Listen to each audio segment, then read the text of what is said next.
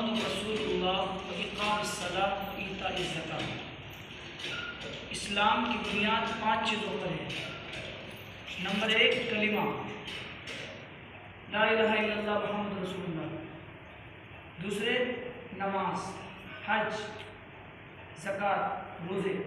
تو یہ 5 چیزیں ہو گئی۔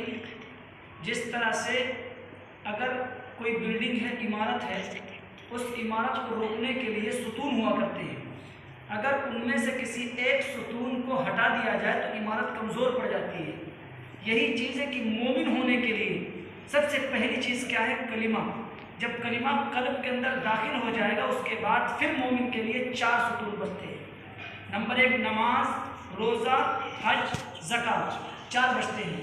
اب یہ 4 کونے ہیں، اگر ان میں سے کسی ایک کو ڈھا دیا جائے تو وہ کونا گر جاتا ہے، مطلب کمزور ہو جاتا ہے، لچکنے لگتا ہے۔ اسی طرح سے اسلام کی بنیاد 5 چیزوں پر بنی الاسلام علی 5 شہادۃ لا الہ الا اللہ وان محمد رسول اللہ واقام الصلاۃ وایتاء الزکوٰۃ والحج وصوم رمضان۔ ٹھیک ہے، 5 چیزیں ہو گئی۔ سب سے پہلی چیز کیا آئی؟ کلمہ۔ اب کلمہ انسان کی ذات کے اندر داخل ہو۔ جب دل کے اندر کلمہ اتر جائے گا لا الہ الا اللہ محمد رسول اللہ، تو اب کتنی چیزیں بچتی ہیں ایمان لانے کے بعد؟ بولو کتنی چیزیں بچتی ہیں؟ 4 چیزیں بچتی ہیں۔ نمبر 1 نماز، روزہ، حج، زکوٰۃ۔ اب یہ 4 چیزیں بچی۔ اب ان 4 چیزوں میں سے بہت ساری چیزیں نماز کے اوپر آپ کو بتا ہی دیا گیا ہے۔ اسی طرح سے حج کے متعلق آپ کے سامنے ذکر کیا گیا تھا۔ اب بحمدللہ رمضان المبارک کا مہینہ چل رہا ہے۔ اس مہینے کے اندر 2 فرضوں کی خاص طور سے ادائیگی ہوتی ہے۔ نمبر 1 رمضان کے روزے، جسے میرے اللہ نے امت مسلمہ کے اوپر فرض کیا۔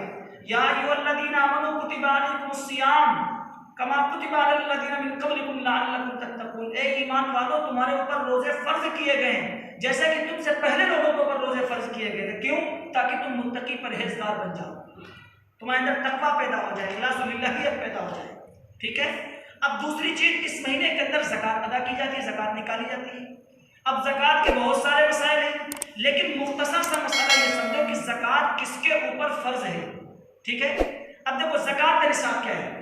زکوٰۃ جس کے پاس 7.5 تولہ سونا، 7.5 تولہ سونا ہو یا پھر 52.5 تولہ چاندی ہو، تو کیا ہوگا؟ زکوٰۃ کا مستحق بنے گا۔ کس کا بنے گا؟ زکوٰۃ کا مستحق بنے گا۔ اب عربی کے اوزان کے اعتبار سے جو عربی کے وزن ہوتے ہیں